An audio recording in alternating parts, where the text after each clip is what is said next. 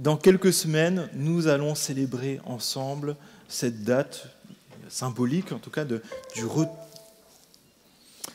cette date que Jésus est venu, mais qui revient. Et en fait, finalement, année après année, finalement, à chaque fois qu'on vit ces temps de l'Avent, qu'on allume ces bougies, on se dit aussi que Jésus revient. Et ça nous amène à nous poser plusieurs questions, en fait. Quelles sont réellement mes attentes vis-à-vis de Dieu ? Qu'est-ce que j'attends de Dieu dans mon quotidien ? Et quel est le but de ma vie ? Pas juste, là on poserait la question, but de la vie chrétienne, on pourrait peut-être donner une réponse très chrétienne, mais quel est réellement le but de ma vie ? Quand je me lève le matin, pourquoi je vis ? Pourquoi je me lève ? Pourquoi je m'occupe de mes enfants ? Pourquoi je vais au travail ? Pourquoi je viens ici ? Pourquoi j'y consacre du temps ? Si Jésus revenait avant que la deuxième bougie soit allumée, où est-ce que j'en serais ? Qu'est-ce que je pourrais lui dire ? Et ce matin, justement, on va voir que nous pouvons magnifier la grandeur de Dieu. Magnifier, c'est un mot qu'on n'utilise pas souvent, mais c'est au-delà de célébrer. C'est au-delà de tout. Est-ce que Dieu est au-delà de tout ? Est-ce que notre adoration pour Dieu est au-delà de tout ? Parce qu'on va voir que lorsqu'on magnifie Dieu, lorsque Dieu est au-delà de tout dans nos vies, alors là, il y a une joie surnaturelle qui vient dans nos vies. Peu importe ce qu'on est en train de vivre, peut-être nos peines, peut-être des deuils, il y a une joie qui se dépose, une espérance que personne ne peut nous voler. Pour ça, on va voir qu'il y a une grande joie, mais aussi un grand renversement des situations qui se produisent lorsque Jésus vient dans notre vie et lorsque Jésus est venu pour l'humanité. Si tu peux me suivre au fur et à mesure, merci. Et je vous invite justement à lire dans Luc au chapitre 1, versets 46 à 55. Et on va lire ensemble.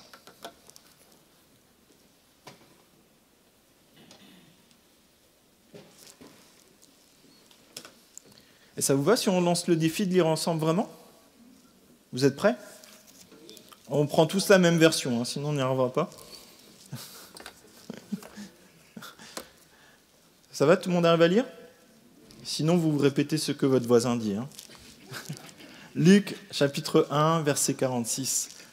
Marie dit : « Mon âme célèbre la grandeur du Seigneur, et mon esprit se réjouit en Dieu, mon Sauveur, parce qu'il a porté regard sur son humble servante. En effet, voici désormais toutes les générations me diront heureuse, parce que le Tout-Puissant a fait de grandes choses pour moi. Son nom est, et sa bonté s'étend de génération en génération sur ceux qui le craignent. Il agit avec la force de son bras. Il a dispersé ceux qui avaient dans le cœur des pensées orgueilleuses. Il a renversé les puissants et de leur trône, et il a élevé les humbles. Il a rassasié de biens les affamés, et il a renvoyé les riches les mains vides. Il a secouru Israël, son serviteur, et il s'est souvenu de sa bonté, comme il l'avait dit à nos ancêtres, en faveur d'Abraham et de sa descendance pour toujours. Amen. Vous avez déjà fait une prière comme ça à Dieu ? Je pense qu'on pourrait peut-être s'entraîner en église à prier pour faire des prières comme ça. Grande joie. On voit que là, ça déborde du cœur. Et moi, j'ai envie de prier comme ça, avec cette joie qui déborde du cœur, avec le fait que je sois focus sur Dieu. Et la question que nous est posée avant, c'est « Mais qu'est-ce qui définit ma vie chrétienne ?» Vous diriez quoi ?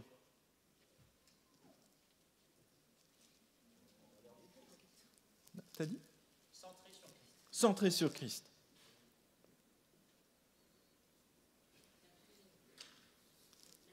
La prière. L'espérance. L'humilité. L'amour de l'autre. Encore un. La reconnaissance. Et oui, tout ça, en fait, ça contribue que personnellement, dans tout ce que je fais, je rende gloire à Dieu. Amen. Mais j'ai envie de vous dire, mais aussi, on en parle très peu, mais Dieu désire que tu aies une vie chrétienne joyeuse, épanouie, que tu sois heureux et heureuse. Amen. Je peux avoir un deuxième amen au cas où. Amen. Et Marie, elle dit, mon âme célèbre la grandeur du Seigneur. Mon esprit se réjouit en Dieu. Mon Sauveur. Pourquoi ? Parce qu'il a porté le regard sur son humble servante. Est-ce que tu te rends compte que Dieu te regarde ? Ça donne de la joie quand même. Hein ? Ouais, Dieu nous a créés pour l'adorer, mais pas seulement. Pas seulement du bout de nos lèvres ou de ce qu'on fait, mais vraiment célébrer Dieu, le magnifier pour que ça soit vraiment le tout dans notre âme, dans notre esprit. Je ne sais pas si vous êtes récemment allé dans un match de foot. Oui ? Quelqu'un d'autre ? Et qu'est-ce qui se passe quand les joueurs que tu aimes bien, ils font plusieurs passes ensemble ? Comme par exemple, c'est l'équipe de France qui joue en France au Stade de France et qui font quelques passes. Qu'est-ce qu'ils font ? Ouais. Nicolas ? On ne voit pas de terminer là. Hein. Vous avez déjà fait une Ola pour Dieu ? Vous savez, quand on est tous synchro, qu'on attend le moment, c'est ton moment où tu fais « Waouh !» Marie, elle a pu avoir son moment à elle, où elle a fait le « Waouh !» Et j'ai envie de te dire, Dieu a aussi ton moment à toi, où tu pourras faire la Ola de ta vie à Dieu. Mais c'est quand, pour la dernière fois, que tu t'es vraiment enthousiasmé, pas juste « Ah Seigneur, c'était bon aujourd'hui », mais un peu comme quand tu vas au match de foot, là. C'est quand la dernière fois que tu t'es vraiment enthousiasmé devant la grandeur de Dieu ? Que tu t'es enthousiasmé sur le fait que Jésus est venu et qu'il revient ? Qu'il y a bientôt Noël et que le compte à rebours est lancé ? J'ai vraiment envie de t'encourager. Réjouis-toi. Célèbre Dieu. Ça en vaut la peine. C'est pas forcément ce que toi C'est peut-être pas ce que toi tu feras qui va compter dans ta joie, mais regarde à ce que Dieu a fait pour toi déjà. Toutes les fois où il regarde à toi, jour après jour, et qu'il prend plaisir en toi. Marie a dit, car il a porté les yeux sur moi. Est-ce que ce matin tu peux te dire, ouais, je suis heureux parce que Dieu a porté ses yeux sur moi. Et Dieu te permet d'être sa servante, son serviteur, et qu'il soit ton sauveur à toi. En tant que chrétien, on a des besoins, on l'a chanté ce matin, cherchez d'abord le royaume de Dieu. Mais comprenez que la vie chrétienne, et quand on ouvre la Bible, c'est pas juste des bons conseils. C'est pas juste des bons conseils pour mettre de l'ordre dans nos vies, peaufiner notre estime de soi, ou comment réussir dans nos couples, dans nos familles et dans nos entreprises. Alors il y a tout ça dans la Bible. Hein. La Bible, c'est plein de conseils, de directions, de commandements. Mais je pense que là, dans la base, et ce que Marie nous dit, et c'est la base, sauveur, c'est un mot radical. Quand tu appelles quelqu'un ton sauveur, ça veut dire que tu étais en péril. Tu avais besoin d'être sauvé. Et normalement, maintenant, tu n'as plus besoin d'être sauvé. Et ça implique de reconnaître qu'on est impuissant, qu'on est perdu, qu'on est loin de Dieu, qu'on est en train de mourir. Et quand on arrive à ce stade-là, on comprend que Dieu, c'est réellement notre seul secours, notre seul véritable sauveur, le seul qui est suffisamment puissant pour nous sauver. Et comprenez bien ça, même Marie, la mère de Jésus, qui a une grâce particulière, hein, le Saint-Esprit qui vient vers elle et qui va pouvoir porter Jésus, Dieu incarné, a besoin de Dieu. Et une des premières choses qu'elle déclare, mon sauveur. Je ne sais pas où toi t'en es ce matin, mais je t'invite vraiment à pouvoir faire ce constat. Jésus, c'est mon sauveur. Et Jésus, c'est notre sauveur, mais aussi Jésus est Dieu, c'est celui qui va porter son regard sur des serviteurs qui sont humbles et qui cherchent à le connaître, qui cherchent à faire sa volonté et qui reconnaissent qu'ils ont besoin de Dieu. Et là, je pense que c'est vraiment un secret pour la vie chrétienne. Alors parfois on l'oublie, mais plus nous regardons à Dieu, plus on constatera que Dieu il a un regard doux, aimant sur nos petites vies. Toutes les fois où on trébuche, toutes les fois où on passe à côté, Dieu il reste là et nous tend la main. Et plus on va découvrir que Dieu est bon, qu'il nous aime vraiment, vraiment. Plus on va découvrir qu'il est grand et magnifique. C'est lui qui a tout créé. C'est lui qui est le juste juge. Et c'est lui qui a décidé de nous aimer. Verset 48. En effet, voici désormais, toutes les générations me diront heureuse, parce que le Tout-Puissant a fait de grandes choses pour moi. Son nom est, et sa bonté s'étend de génération en, sur ceux qui le craignent. Et c'est là, c'est bon de se rappeler parfois qu'on n'est pas les premiers chrétiens. Des générations de chrétiens jusqu'à nous aujourd'hui sont reconnaissants de la venue de Jésus. Mais aussi de voir comment Dieu a utilisé finalement une jeune femme pour accomplir sa volonté. Quelqu'un peut-être, on serait passé à côté d'elle, on ne l'aurait même pas vu, mais Dieu l'a vu. Peut-être toi, il y a des choses, tu te dis personne ne me voit, mais Dieu te voit. Et il y a de la joie lorsque nous accomplissons la volonté de Dieu, même si c'est discrètement, même si ça a un coût que personne ne le sait, mais Dieu le sait. Et j'ai envie de te dire, pour toi, peut-être qui est collégien, lycéen, jeune, il n'y a pas d'âge pour ça. Dieu te voit et Dieu t'appelle. Marie, on pense qu'elle était assez jeune, elle avait peut-être entre 15 et 18 ans, vu un peu le contexte culturel. C'est un peu comme si on avait une jeune lycéenne parmi nous, comme Marie. Et Dieu ne regarde pas aux apparences, mais il l'a choisie parce qu'il connaît les cœurs et il connaît les personnes qui sont prêtes à le suivre. Et pour ça, Dieu choisit des personnes qui sont fidèles, qui sont humbles, pour que sa gloire, sa bonté, sa grandeur soient manifestées à tous les hommes, toutes les femmes, tous les enfants, de génération en génération. Et la bonté de Dieu, elle ne se manifeste pas juste comme ça en petitesse, c'est en abondance. Envers ceux qui peut-être reconnaissent leur petitesse, reconnaissent leurs péchés, reconnaissent leurs limites, toutes les fois où tu voudrais faire quelque chose mais tu n'y arrives pas, mais aussi qui craignent Dieu, qui respectent les commandements de Dieu, qui respectent le nom de Dieu, qui mettent Dieu en premier. Dieu en premier avant le regard des autres, des hommes et des personnes qui sont autour de nous, peut-être des copains de collège, des collègues, peut-être parfois même notre conjoint. Et comprenez que pour Marie, on ne va pas faire une prédication complète sur toute la naissance de Jésus, mais imaginez juste Marie, qui n'est pas encore mariée, qui est peut-être une jeune, qui doit assumer devant tous que Dieu l'a choisie pour porter Jésus. Beaucoup se seraient peut-être détournés d'elle, mais elle a dit, Seigneur, que ta volonté soit faite.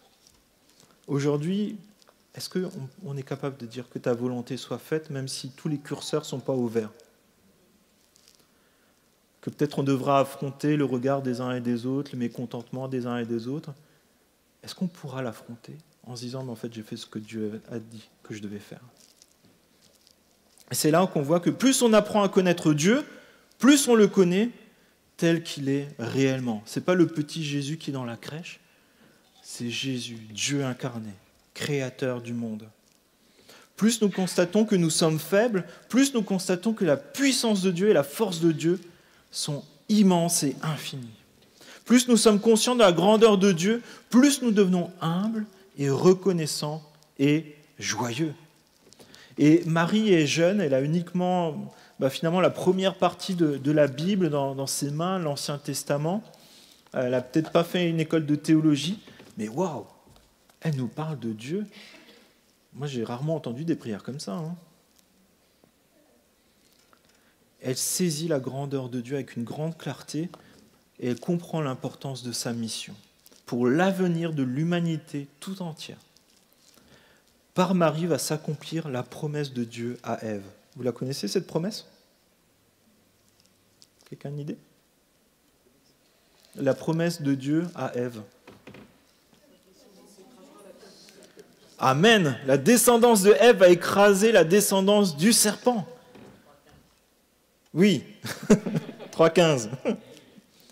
Moi, je me dis, mais est-ce que je connais mon appel ?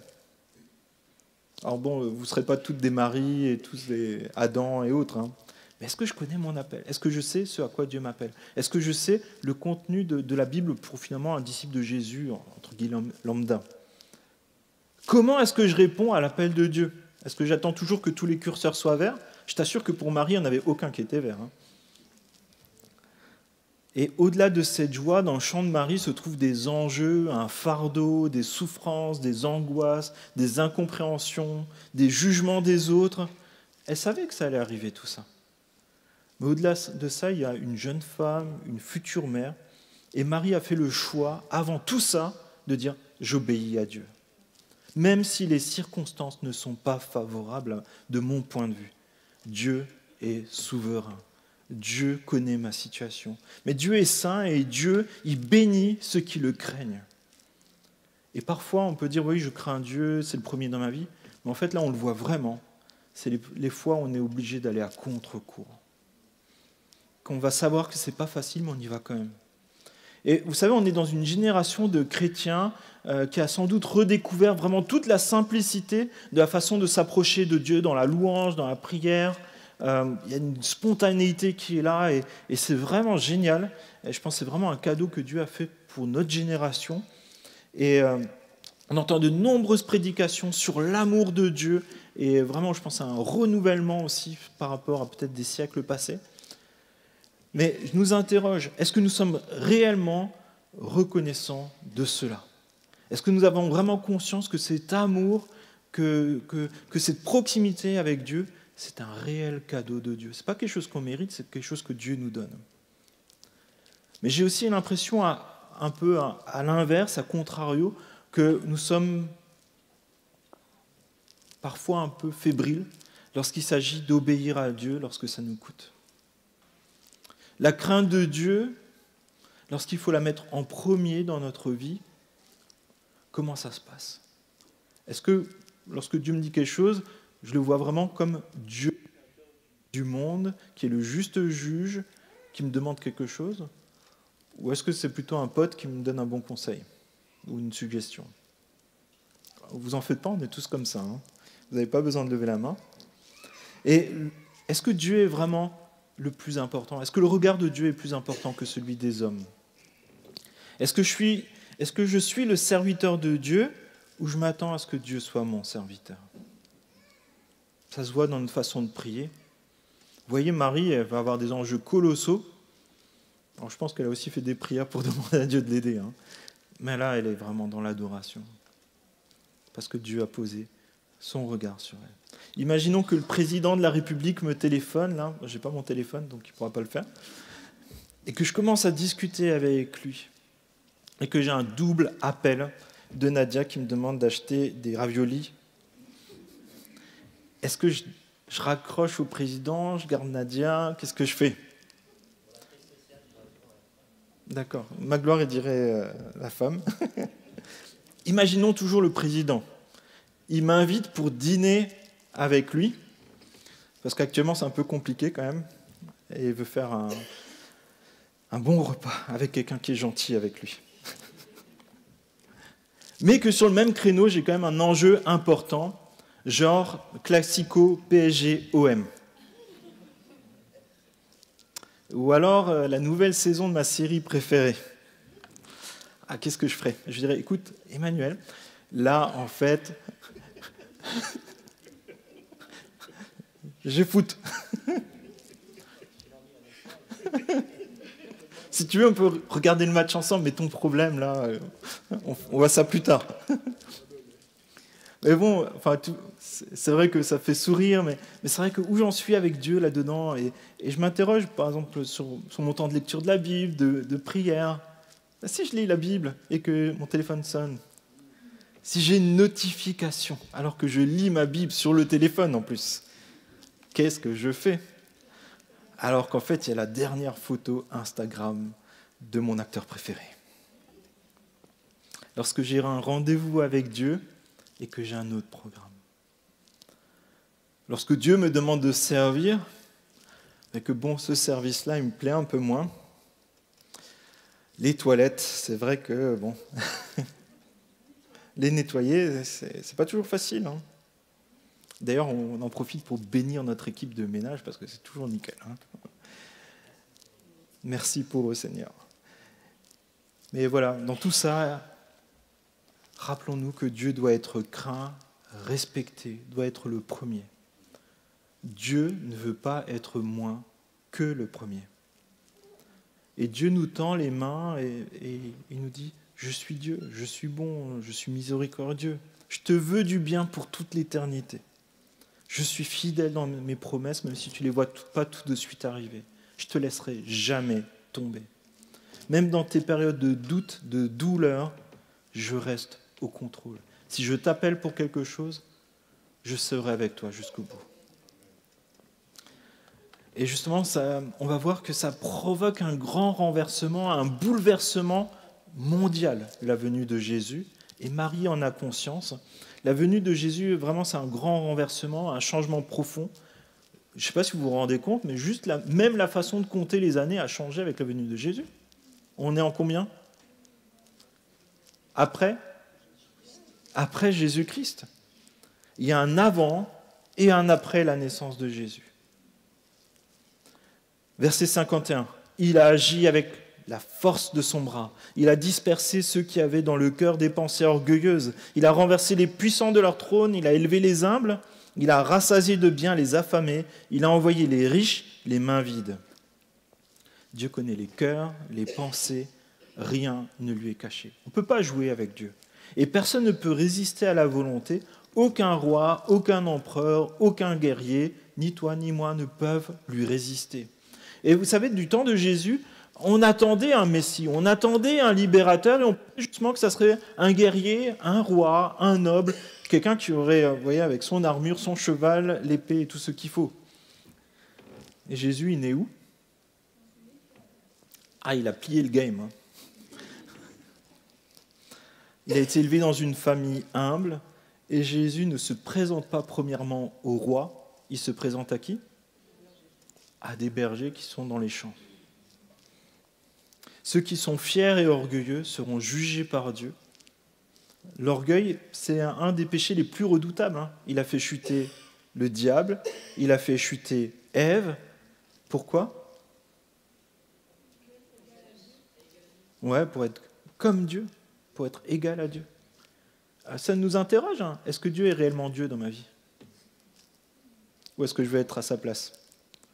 1 Pierre 5 nous dit « Revêtez-vous d'humilité, car Dieu s'oppose aux orgueilleux, mais il fait grâce aux humbles. » Et l'orgueil prive de la grâce de Dieu, et l'humilité nous permet de recevoir les cadeaux de Dieu. Il a rassasié de biens les affamés, et il a renvoyé les riches les mains vides. Ça vous fait penser à une phrase de Jésus, ça ? Heureux ? Heureux ceux qui ont faim et soif de la justice, car ils seront rassasiés. Et là, il y a une clé dans tout ça. Pour être rassasié, il faut avoir faim. Et si nous sommes rassasiés de notre propre droiture, nous n'aurons pas faim d'être rassasiés spirituellement. On n'aura pas faim spirituellement si on est plein de nous-mêmes. Si nous pensons que nous sommes fondamentalement une bonne personne et qu'il serait peut-être agréable de goûter un peu de Dieu et que Dieu pourrait nous donner un petit plus dans notre vie, qu'on pourrait se sentir un peu mieux, alors le diagnostic spirituel, médical, c'est que tu n'as pas faim.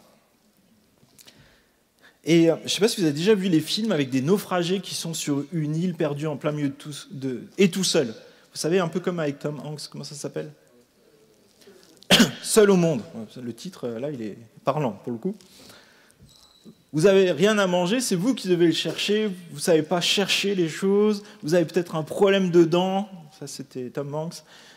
Vous êtes seul. Vous parlez à votre ballon parce que vous ne savez plus à qui parler. Et là, il y a quelqu'un qui passe, imaginez, au bord de l'île avec son yacht de luxe. Et là, il voit le naufragé et il le cherche avec son petit canoë. Il l'accueille, il le serre dans ses bras. Imaginez quelqu'un, peut-être depuis 2 ans, il a touché personne, il n'a parlé à personne. Je t'assure que même s'il sent mauvais, tu es un peu obligé de le prendre dans les bras quand même. Tu lui offres un repas, une douche, un lit sec. Et le naufragé, je t'assure que devant la table, même si tu n'as que des trucs végétariens et des épinards, il va le manger. Il n'y a que moi qui ai un problème avec les épinards. C'était pas la bonne illustration. Mais peu importe ce qu'il y a devant lui, il ne va pas faire la fine bouche et il va manger tout ce qu'il peut. Les gens affamés sont désespérés. Un affamé sait qu'il va mourir s'il ne trouve pas de nourriture. Celui qui reconnaît que sa condition spirituelle désespérée, c'est-à-dire d'être séparé de Dieu, d'être ennemi de Dieu, d'aller vers la souffrance éternelle, il ne peut que dire « Hosanna, sauve-moi Seigneur, je péris ». Et toute sa vie, il y aura un avant et un après. Il se souviendra de la personne qui est venue le chercher sur cette île où il est en train de mourir. De cette personne qui l'a sauvé de la mort, qui lui a donné un bon repas, qui l'a pris dans ses bras. Et j'ai envie de te dire, Jésus, il est venu pour te sauver de cette situation désespérée. Jésus, il est venu inaugurer ce grand renversement, donner de l'espérance aux opprimés, aux pauvres, aux pécheurs, aux affamés. Et ça change tout. Tous ceux qui se confient en Jésus sont enfants de Dieu. Galates 3, il n'y a plus ni juif ni grec, il n'y a plus esclave ni homme libre, il n'y a plus d'homme ni femme, car vous tous, vous êtes un en Jésus-Christ. Ça, c'est le plus grand renversement de toute l'humanité. Il n'y a plus de classement. Tous sont enfants de Dieu. Verset 54. Il a secouru Israël, son serviteur, et il s'est souvenu de sa bonté, comme il l'avait dit à nos ancêtres, en faveur d'Abraham et de sa descendance pour toujours. Waouh! C'est une jeune fille qui a peut-être moins de 18 ans, qui connaît la parole de Dieu et qui connaît les promesses de Dieu, qui sait ce que Dieu a dit à Abraham. Vous savez ce qu'il a dit à Abraham? Quitte ton pays, ta patrie et ta famille et va dans le pays que je te montrerai. Je ferai de toi une grande nation, je te bénirai, je rendrai ton nom grand et tu seras une source de mes bénédictions. Je bénirai ceux qui te béniront, je maudirai ceux qui te maudiront, et toutes les familles de la terre seront bénies en toi. Et cette promesse, elle s'accomplit par Jésus-Christ. Jésus est venu secourir car il est bon et il tient ses promesses. Et la descendance d'Abraham, par Jésus, il est venu donner un cadeau de la vie à tous les peuples, de toutes les générations. C'est pour ça qu'on peut s'approcher de Dieu tel qu'on est, parce que Dieu il est infiniment grand, il est parfaitement saint, et il t'invite à le connaître. Peu importe ce que tu as vécu, peu importe ton arrière-plan, peu importe ce que tu sais aujourd'hui, si tu as faim, Jésus t'accueille à sa table.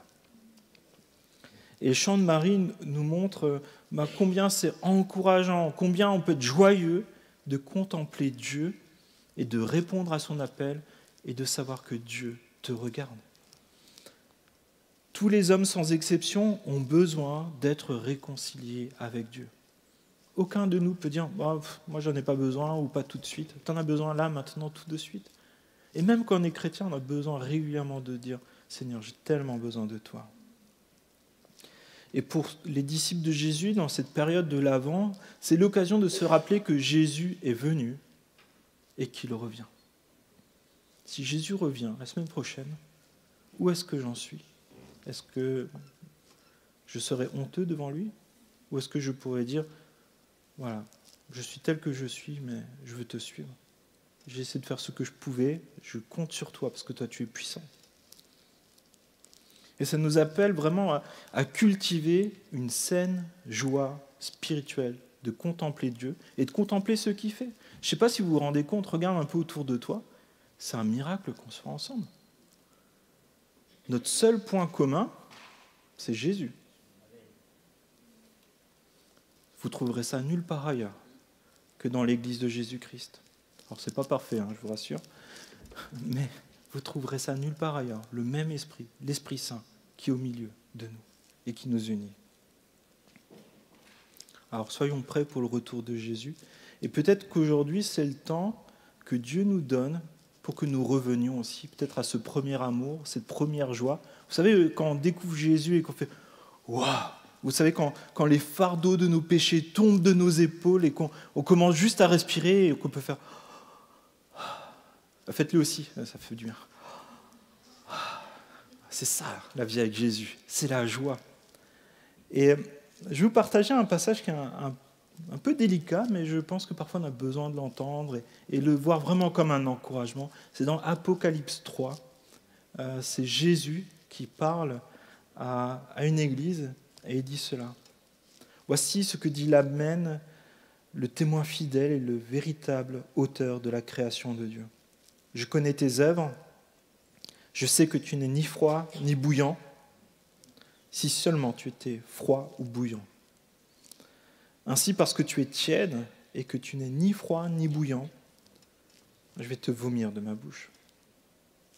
En effet, tu dis, je suis riche, je me suis enrichi, je n'ai besoin de rien.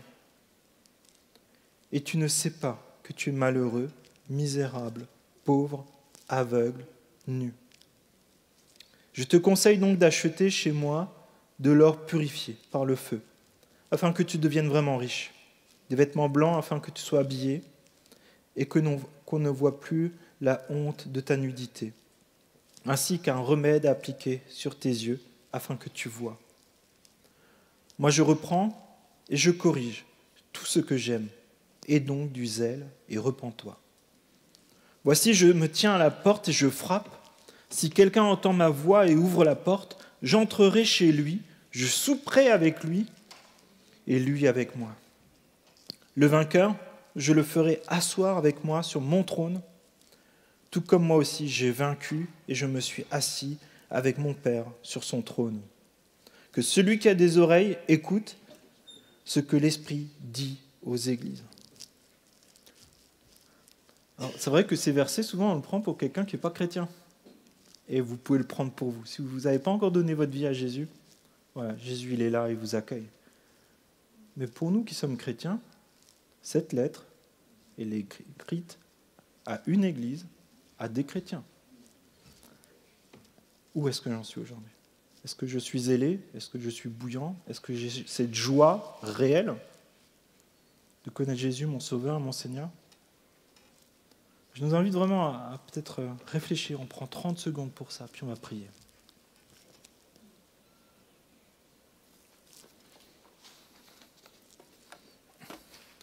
René, je peux avoir l'eau. Merci.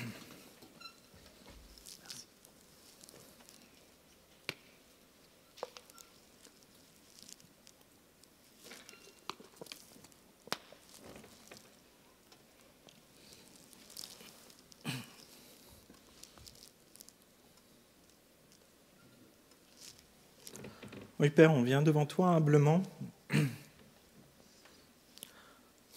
On est faible. On est pécheur. On a besoin de toi. On est dans cette période où il y a l'hiver, il y a le froid, il y a l'humidité autour de nous. Et parfois, ça peut déjà juste être un obstacle ou peut-être parfois refléter l'état de nos cœurs, Seigneur. Et nous savons que tu poses tes regards sur nous et que tu nous appelles à être bouillants pour toi, Seigneur mon Dieu. Je te prie, s'il te plaît, de raviver en nous la flamme de notre premier amour, la flamme de vouloir faire ce qui est juste et droit devant toi, que tu sois réellement le premier, en parole et en acte. dans nos pensées aussi, Seigneur mon Dieu. Demande pardon pour toutes les fois où on a minimisé notre consécration à toi, la sainteté de ton nom, le fait de craindre un Dieu qui est puissant et redoutable, qui est le juste juge. Nous te demandons pardon pour cela. Nous venons devant toi parce que nous savons que tu es un Dieu qui est miséricordieux et nous pouvons nous repentir et aller de l'avant avec toi, Seigneur. Je te prie, s'il te plaît, vraiment que tu réveilles peut-être ce qui est endormi, peut-être ce qui est mort en nous, pour que tout se dirige vers toi, Seigneur. Notre âme, notre corps, notre esprit. Que nous soyons réellement tes enfants, Seigneur, dans la façon de t'imiter dans notre quotidien, dans notre amour les uns pour les autres, dans notre amour aussi pour nos voisins, pour nos amis, Seigneur. Que nous ayons cette compassion que Jésus a pour nous et aussi pour ceux qui nous sont proches, Seigneur. Je te prie, s'il te plaît, que nous ne soyons pas insensibles à cela. Que nous sachions que tu es venu nous sauver de la mort. Nous étions en train de périr et tu nous as sauvés, Seigneur. Il y a eu cet avant et cet après dans notre vie et je te prie peut-être pour mes amis qui n'ont peut-être pas encore connu ça, Seigneur, je te prie qu'ils le connaissent. Mais je te prie surtout pour nous que nous nous souvenions que tu es venu à notre rencontre et que tu reviens, Seigneur.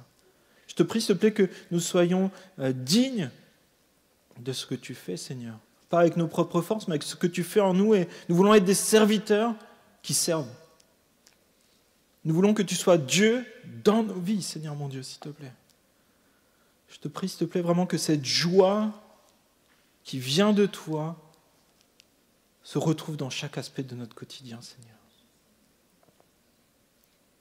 Seigneur, s'il te plaît, soutiens-nous, porte-nous, Seigneur. Je te prie aussi pour ceux qui sont dans cette période de deuil, Seigneur, pour Alphonsine, la famille, Seigneur, que là aussi tu puisses les soutenir, les fortifier, Seigneur mon Dieu. Et que là, même dans ces temps de troubles, nous sachions que tu es notre espérance, Seigneur, que tu tiens tes promesses. Et je te prie qu'à cette approche de Noël, que nous ne soyons pas insensibles à ce message et que nous le partagions, que nous le vivions et que nous comptions sur toi. Je te prie ainsi dans le nom de Jésus. Amen.